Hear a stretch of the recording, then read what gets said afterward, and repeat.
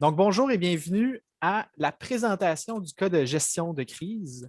Je vous lirai les instructions de la présentation pour ensuite laisser les juges se présenter. Donc, vous disposez de 20 minutes afin de présenter votre solution au juge. Le temps commencera à s'écouler dès que vous débuterez votre présentation. Vous pouvez suivre le temps sur le lien Cocou qui a été envoyé dans le clavardage. Le jury ne peut pas vous interrompre pendant votre présentation. Et suite à votre présentation, le jury bénéficiera d'une période de questions de 5 minutes pour éclaircir certains éléments de votre présentation. Il va être noté que lors de la période de questions, si un membre de l'équipe est en train de parler lorsque le temps est complètement écoulé, il est autorisé à terminer sa phrase. Je laisserai donc les juges se présenter et par la suite, vous pourrez débuter. Bonne présentation. Merci. Oui, bonjour, François Cormier, PDG d'Agence XP copropriétaire. Marie-Pierre Hudon-Thériault, directrice des ressources humaines et copropriétaire également d'Agence XP. Bonjour. Jean-Michel, directeur des ressources humaines pour DSA et copropriétaire de Agence WebEasy et Prévaction. Bonjour. Jean-Sébastien Lévesque, directeur ressources humaines pour équipement d'emballage MMC. Enchantée. Santé. Vous pouvez commencer.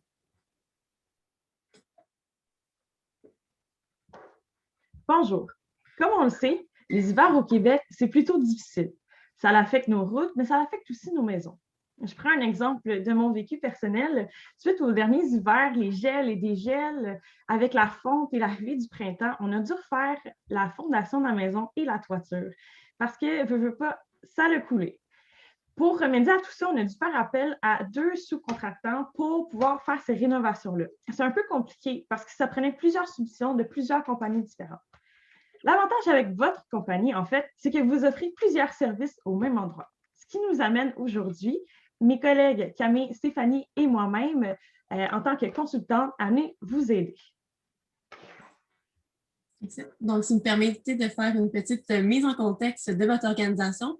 Donc, au cours des années, votre entreprise a beaucoup évolué. Il y a eu plusieurs changements, des hauts et des bas, ce qui nous amène aujourd'hui à votre situation. Donc, votre organisation a été créée en décembre 2007. C'est une entreprise qui comporte environ une quarantaine d'employés. En septembre 2019, comme disait ma collègue, vous avez pris la décision d'agrandir vos volets en créant 4 sous-divisions d'activités, donc avec la clôture, rénovation, toiture ainsi que maçonnerie. Au cours des années, malheureusement, il y a eu la présence de certaines irrégularités financières et comptables. Et avec ces petits déboires, il y a eu malheureusement une incapacité à effectuer les remboursements exigés face à certaines organisations gouvernementales ou autres. Donc, ce qui nous amène aujourd'hui à la décision finale de Carl Néron, qui est de prendre la décision de se tourner vers le futur et de démarrer une nouvelle organisation, de repartir à nouveau et de repartir sur des bases, des fondements nouveaux avec 2 divisions finales qui seront la clôture ainsi que la maçonnerie. Certains peuvent voir ça comme une problématique, comme une crise, le principe de faire faillite et de devoir recréer une nouvelle entreprise. Donc, en ce moment, il y a un blocage à l'action, il y a une décision importante qui doit être prise parce qu'il y a vraiment une remise en question importante face aux anciennes méthodes de gestion qui avaient été présentes au sein de l'organisation et il y a aussi une situation d'incertitude envers le futur. Donc, c'est un peu pourquoi on est ici aujourd'hui et c'est pour ça qu'il y a notre mandat. Pour faire suite à ce que ma collègue disait, voici les mandats qui nous ont été présentés. Alors, premièrement, on va mettre en lumière les problématiques qui sont spécifiques aux ressources humaines pour ensuite mettre en place ou suggérer en fait un plan d'action pour la future organisation qui aura pour but un peu de remédier aux problématiques qu'il y a eu antérieures pour que celles-ci ne se reproduisent pas. Concernant les acteurs qui vont être impliqués dans notre solution que nous vous proposons, nous avons Carl Néron, actionnaire majoritaire de l'entreprise. Ses qualités sont qu'il est travaillant, généreux et doux. Ensuite, nous avons Laurence Brassard, sa conjointe, qui s'occupe principalement de l'administration et qui est le lien avec les fournisseurs. Concernant les autres personnes de l'employé, il y a Steve Néron, un des fils de M. Carl Néron, qui est directeur général et maçon dans l'entreprise. Il a une approche client très personnalisée et c'est la personne ressource pour plusieurs des employés de la compagnie. Nous avons aussi Léo Néron, autre fils de M. Néron, de M. Carl Néron, qui s'occupe principalement de la manœuvre et qui déniche la majorité des contrats de l'entreprise. Il est enthousiaste et polyvalent. Un autre membre de l'équipe actuellement est Stéphanie Dion, qui est votre comptable, mais que son contrat termine au mois d'août prochain, puisqu'elle fait partie de l'agence Rescue. Nous avons présenté ici les qualités des acteurs. C'est tout à fait normal. C'est les qualités qu'on veut mettre en avant dans notre solution que nous vous proposons. Pour résumer les problématiques auxquelles nous allons vous proposer des solutions, nous avons l'absence de ressources spécialisées, une absence de code de conduite ainsi qu'un manque de suivi et d'évaluation des employés.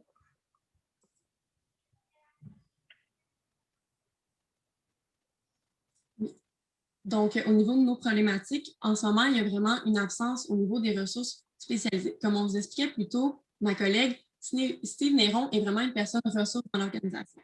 Donc, présentement, il a à sa responsabilité la charge des ressources humaines. Par contre, il y a beaucoup d'autres tâches à son agenda.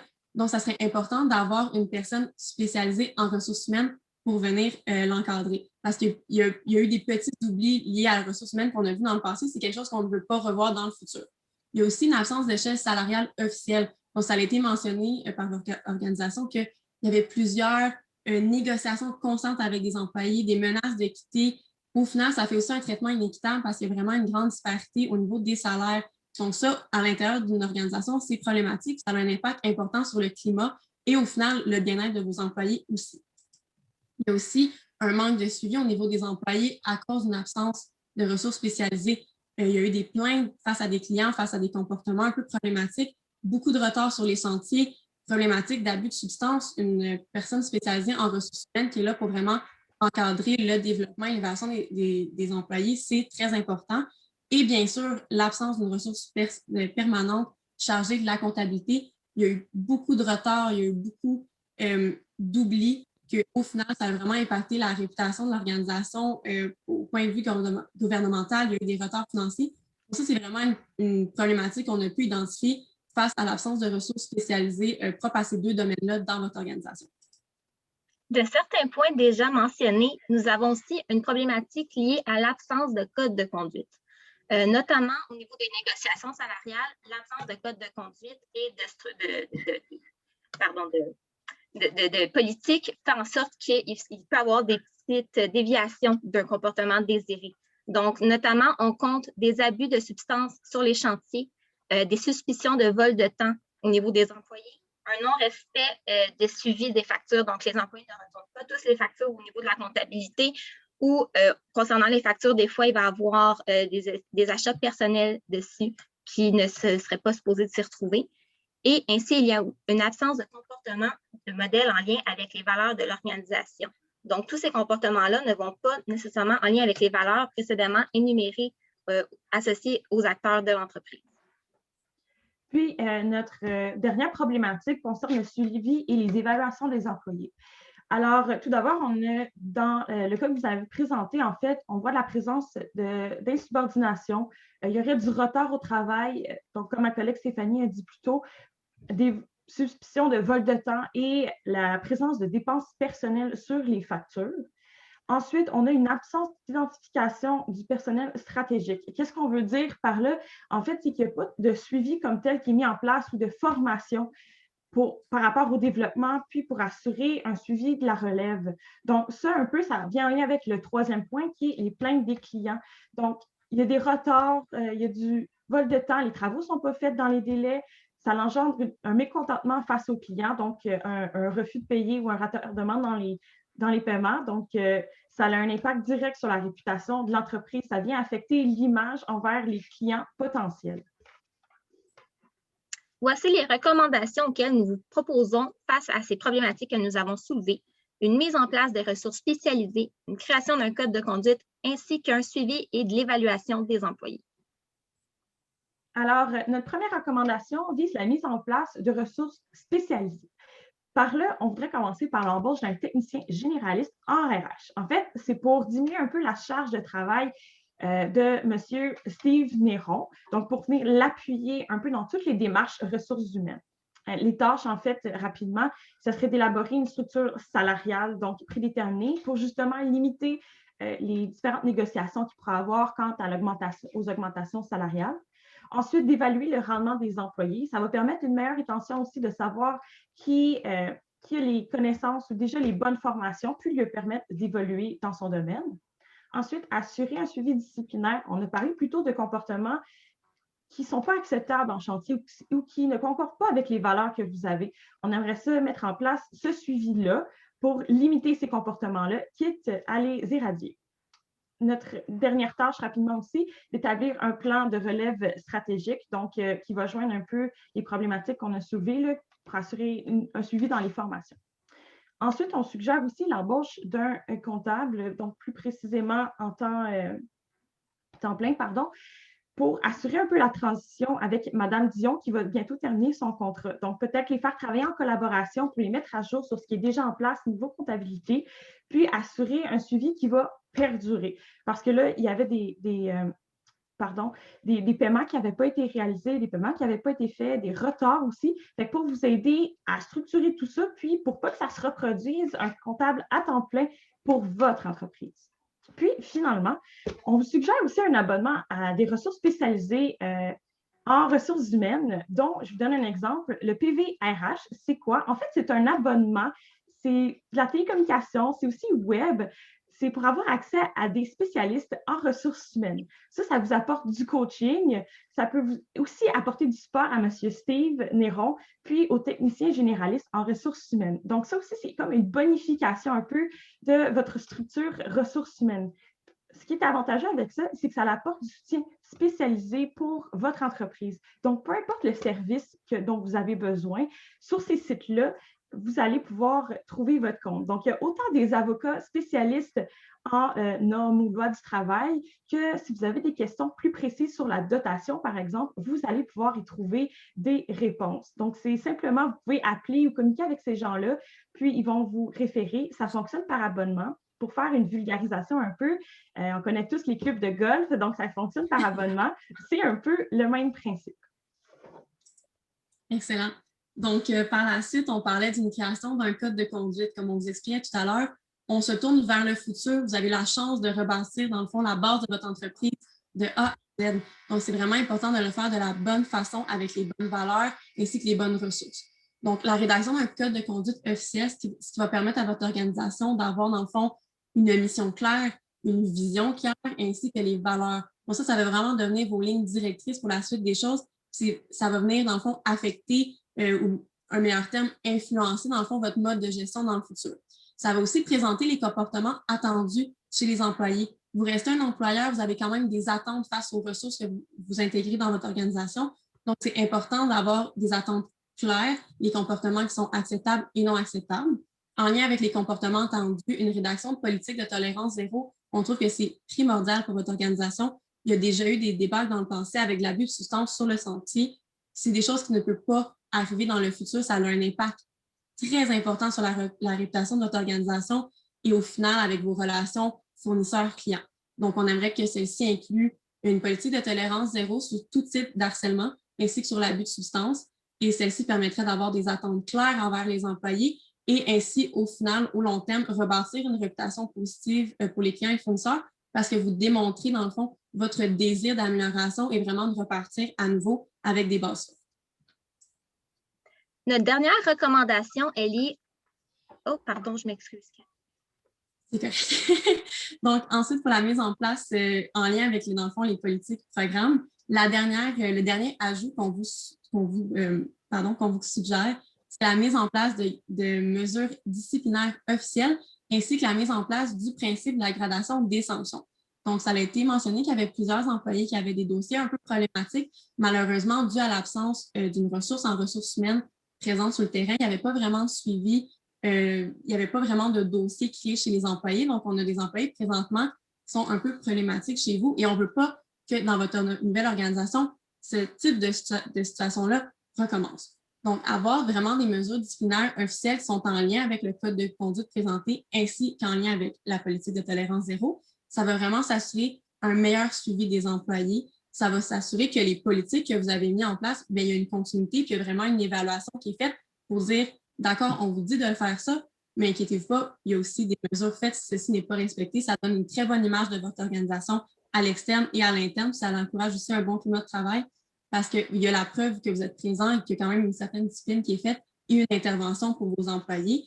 Et finalement, ça va aussi permettre, au final, d'identifier le personnel stratégique, donc les employés qui ont vraiment un comportement incroyable, un dossier très positif. C'est des ressources que vous voulez avoir dans votre entreprise, que vous voulez maintenir dans votre entreprise et que vous voulez au long terme placer dans des milieux stratégiques pour aider, dans le fond, au développement et à la relève de vos organisations. Donc, c'est vraiment le but recherché avec ces 3 grandes politiques. Maintenant, voici la dernière recommandation, toutes mes excuses encore une fois. Donc, celle-ci concerne le suivi et l'évaluation des employés. Donc, comme il a été mentionné, nous avons l'élaboration d'un code de conduite officiel, mais celui-ci va aussi inclure la mission, la vision et les valeurs de l'entreprise des constructions Néron et Fils incorporées, afin que tous les employés puissent être au courant de ceci et qu'ils partagent aussi ces valeurs. Évidemment, la politique de tolérance zéro, ainsi que les précisions des mesures disciplinaires. Nous allons aussi, concernant le suivi des employés, mais aussi le suivi des clients, nous aimerions attribuer à Laurence Brassard, épouse de M. Néron, père, la tâche de faire le suivi de satisfaction auprès des clients. Donc, les seuls retours que nous avons des clients sont des retours d'insatisfaction et de problèmes. Nous aimerions que celle-ci puisse faire le suivi d'un point de vue positif afin d'améliorer la relation client ainsi que les attentes de ceux-ci. Alors, pour résumer tout ça, nos solutions consistaient entre autres d'intégrer des ressources spécialisées, comme on en a parlé plus tôt, que ce soit le technicien en ressources humaines ou encore le comptable pour la gestion de la comptabilité. Ensuite, la création des politiques et des procédures qui sont officielles pour donner un cadre spécifique à vos employés. Puis ensuite, instaurer un programme d'évaluation pour les employés pour assurer un meilleur suivi des dossiers. Et au final, les résultats attendus pour votre organisation, pour votre future organisation, c'est bien sûr la présence d'une main-d'œuvre compétente. Et ça, autant sur les chantiers qu'au niveau administratif, avec, dans le fond, un meilleur encadrement des employés et le maintien, dans le fond, de ressources permanentes à l'administration. Ça va avoir aussi des lignes directrices qui vont vous aider à la gestion d'organisation. Donc, dans le futur, si vous êtes prêt avec des décisions plus difficiles par le futur de votre entreprise, les lignes directrices de vos politiques, votre mission, vos valeurs vont toujours servir de rappel important. Il va y avoir aussi un milieu de travail qui va venir encourager la main-d'œuvre stratégique et le développement. Donc, pour vos employés, au final, ça va donner un climat de travail qui va être très positif. Vous allez avoir aussi une meilleure réputation face aux clients et aux fournisseurs. Donc, vous allez vraiment pouvoir permettre de recommencer à nouveau avec ces nouveaux partenaires. Et finalement, un meilleur encadrement pour les employés pour s'assurer des comportements désirés. Lorsque vos employés agissent bien en entreprise, au final, ça amène une meilleure performance et ça amène une meilleure satisfaction de vos clients au long terme, ce qui est très bien pour la pérennité de votre organisation. Bien que notre mandat se déroule pour la prochaine année, l'échéancier est présenté pour le prochain semestre puisqu'il va y avoir évidemment une réévaluation de la situation et l'échéancier inclut aussi une certaine flexibilité. Comme vous pouvez le voir, il y a 2 couleurs. Les couleurs de bleu foncé indiquent que les éléments doivent être faits dans cet échéancier de façon plus stricte, mais tout ce qui est plus clair peut être décalé d'1 mois ou 2 selon les besoins et les ressources nécessaires et disponibles. Donc, si on regarde, par exemple, l'évaluation des dossiers des employés, on parle des employés présents précédemment dans l'entreprise, étant donné que les activités ne seront pas instantanément en marche, ça peut attendre un petit peu. Tout ceci est tel que vous pouvez le voir sur le premier 6 mois et à la fin, on espère un suivi pour pouvoir évaluer le prochain 6 mois à venir, ce qui nous mène aux investissements. Excellent. Donc, au niveau des investissements, celui-ci est réparti sur une période de 12 mois. Donc, bien sûr, on vous a mentionné plus tôt la suggestion d'engager 2 nouveaux employés, donc un généraliste en ressources humaines ainsi qu'un responsable de la comptabilité. Donc, il faut prendre en compte, bien sûr, leur salaire annuel. Le principe que ma collègue Alexandra vous parlait du fameux abonnement à la firme RH en service conseil, c'est environ un coût de 600 $ par année, tout dépendant le type d'abonnement que vous décidez, parce que bien sûr, vous avez le choix en fonction de vos besoins. Et pour le reste, vraiment, au niveau des rédactions, suivi, création de programmes, c'était plus un total en heures. Donc, on avait les investissements sur une période d'1 an. Pour conclure, on tient simplement à vous rappeler que les solutions qu'on vous a proposées, c'est pour aller de l'avant. parce qu'on sait repartir sur des bases solides, c'est toujours plus avantageux et c'est plus gagnant. On veut vous fournir des outils puis des moyens de procéder pour éviter les erreurs du passé, pour que vous puissiez continuer encore pendant longtemps, que votre entreprise familiale puisse perdurer dans le temps. Sur ce, je tiens juste à vous rappeler que depuis qu'on a refait faire la fondation de la maison, le toit n'a plus coulé et on n'a plus de problématique.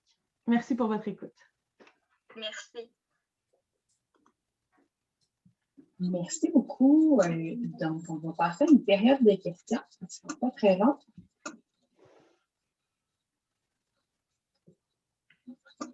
Donc, on débute la période de questions. Donc, oui, je vais donner la parole. Jean-Michel, c'est à toi. Oui, donc j'aimerais savoir la valeur ajoutée là, du PVRH dans le cas où on embauche déjà un général. Je suis désolée, le micro a bugué, mais monsieur, on n'a pas pu comprendre votre question.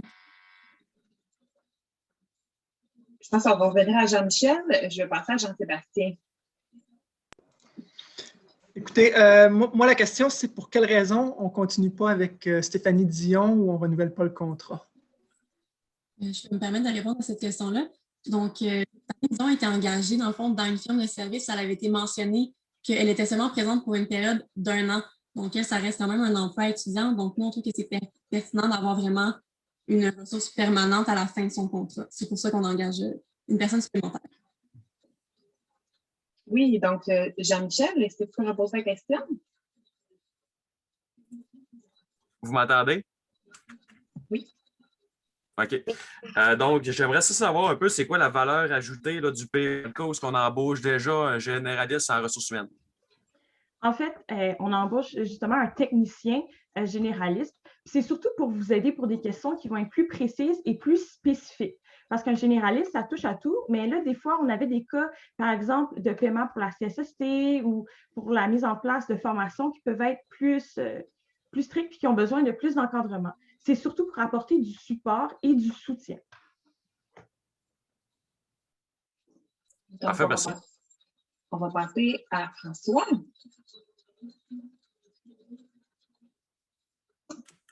En fait, c'est moi qui avais une question. Vous avez parlé beaucoup d'encadrement puis d'évaluation des employés, tout ça, mais quels sont les mécanismes que vous aviez prévu mettre en place pour faciliter ou pour favoriser en fait ces encadrements-là, considérant que les employés sont souvent seuls sur les chantiers? Bien, tout d'abord, dans notre échéancier, on parlait d'évaluation des employés, d'établir une structure d'évaluation. Ça fait partie de ça, notamment par un contrôle de qualité de la production. Au niveau des chantiers, on avait pensé à établir un contremaître pour qu'il puisse être un lien direct avec la direction aussi, qui pourrait être un des fils plus présents dans l'entreprise. Est-ce que je réponds bien à votre question? Oui, c'est parfait, merci. Moi, j'aurais peut-être une question pour vous. Vous avez parlé de Steve, vous avez parlé également de Laurence. Léo, c'est une entreprise familiale. Comment vous voyez son rôle dans l'entreprise? Léo, en fait, est très présent au niveau des clients. De ce qu'on a ressenti aussi quand vous avez présenté votre cas, votre situation, et c'est lui qui est pas directement plutôt, mais qui est à la source des contrats en majorité. Donc, on le voit vraiment plus près de la clientèle et de maintenir, dans le fond, son poste où est-ce qu'il est actuellement. Parfait, merci. Il reste maintenant 1 minute 30 à la période de questions. Est-ce que d'autres juges avaient des questions?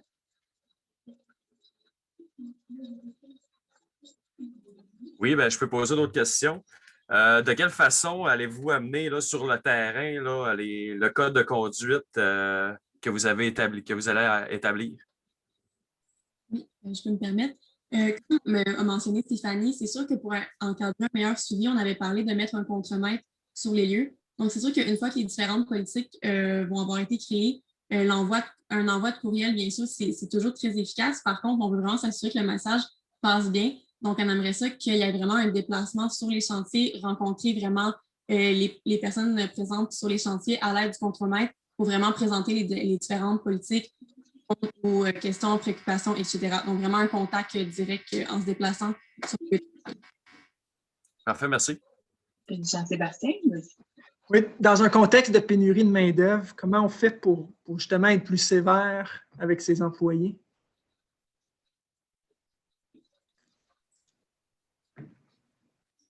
Oui, donc c'est sûr que oui, c'est une situation qu'on n'oublie pas. Par contre, vous êtes vraiment dans une situation que vous voulez rebâtir votre entreprise. Donc, nous, ce qu'on a vraiment mis sur le focus présentement, c'est vraiment d'aller chercher l'appel de l'appel. Donc, quand on parlait de la vérification des références et tout, au niveau, en fond, de meilleure vérification, on avait justement l'appel des références et je suis désolée, le micro, comme je réalise que j'ai peut-être pas bien compris la question parce que le micro a coupé. Excuse, la période de questions est terminée. Donc, OK, c'est ça, j'ai entendu quelqu'un. OK, je suis vraiment désolée. Donc, merci beaucoup à tous. Donc, merci aux juges présents et aux participants. Donc, j'inviterai les délégués à quitter le Zoom puis aux juges de rester avec moi.